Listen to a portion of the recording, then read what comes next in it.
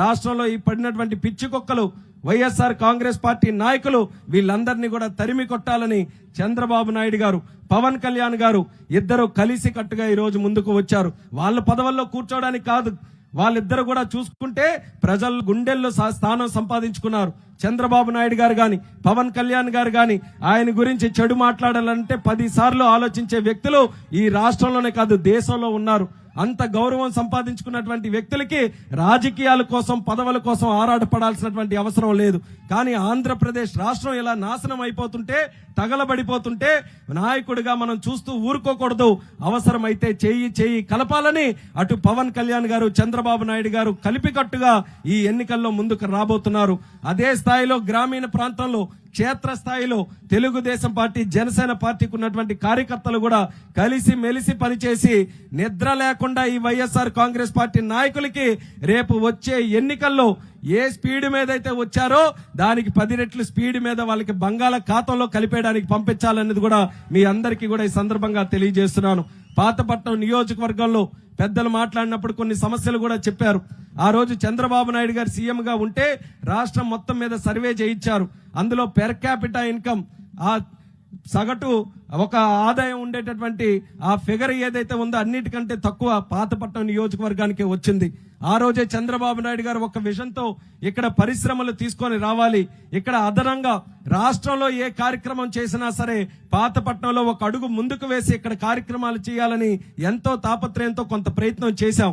కానీ అనుకున్నంత స్థాయిలో ఆ రోజు చేయలేకపోయినా ఈ రోజు మన అవగాహన పెరిగింది, ఈ రోజు మనకున్నటువంటి ఆలోచనలు పెరిగాయి.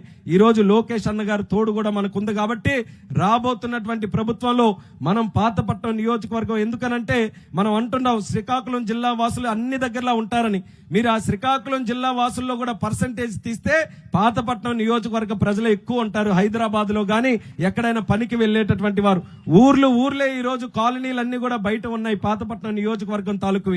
అటువంటిది వలసల కోసం ఎక్కువ మంది ఇక్కడి నుంచే ప్రయాణం చేస్తున్నారు. కాబట్టి వాళ్ళకి తిరిగి ఇక్కడే వాళ్ళందరూ కూడా చక్కగా పని చేసుకునే అవకాశం మళ్ళీ మన ప్రభుత్వం వచ్చిన తర్వాత వాళ్ళకి కల్పించాలి. వాళ్ళకి ఉద్యోగ అవకాశాలు స్థానికంగానే ఇవ్వాలి.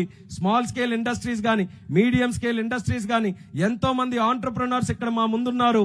వాళ్ళందరికీ కూడా మనం సరైన అవకాశం కల్పించగలిగితే వాళ్ళ ద్వారానే సొంతంగా పెట్టుకునేటటువంటి స్థామత మా తాలూకు పాతపట్నం నియోజకవర్గ ప్రజల్లో ఉంది. కాబట్టి ఆ ప్రోత్సాహం అందించాలని కూడా ఈ సందర్భంగా నేను పిలుపునిస్తున్నాను.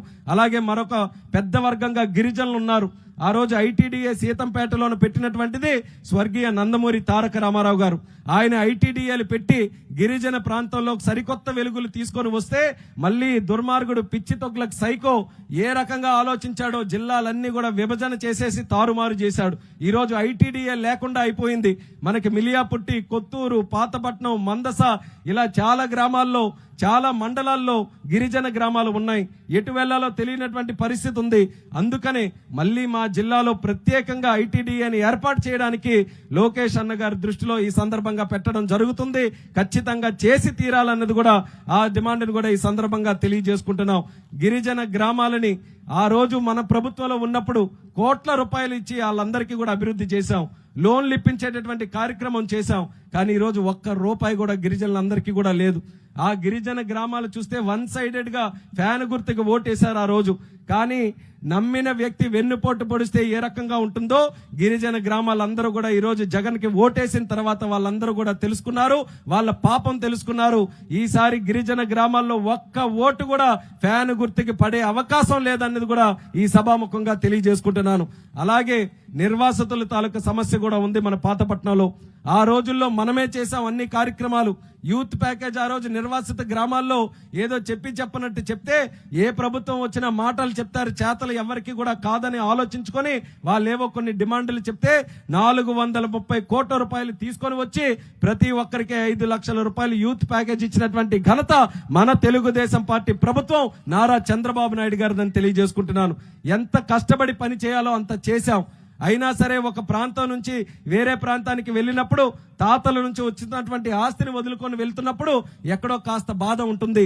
ఆ బాధని వాళ్ళు వినియోగించుకొని వాళ్ళని రెచ్చగొట్టి మళ్ళీ 2013 చట్టాన్ని అమలు చేస్తామనంటే కాస్త ఆశపడ్డారు నిర్వాసితులందరూ కూడా.